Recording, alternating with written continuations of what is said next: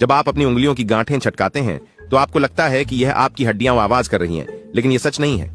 दरअसल हमारे जोड़ों में एक स्नेहक होता है जिसे सिनोवियल द्रव कहते हैं, जिसमें घुले हुए गैसें होती हैं, और जब आप अपनी उंगलियों को खींचते या मोड़ते हैं तो आप जोड़ों को अलग करते हैं, जिससे नकारात्मक दाब बनती है। यह दबाव तेजी से छोटे गैस के बुलबुले बनाता है जो अंततः फूटते हैं, जिससे पटाखे की आवाज होती है। एक बार जब आप एक जोड़ को छटकाते हैं तो बुलबुले को फिर से बनने में लगभग 20 मिनट लगते हैं, इसलिए आप तुरंत उसी अंगुली को नहीं छटका सकते।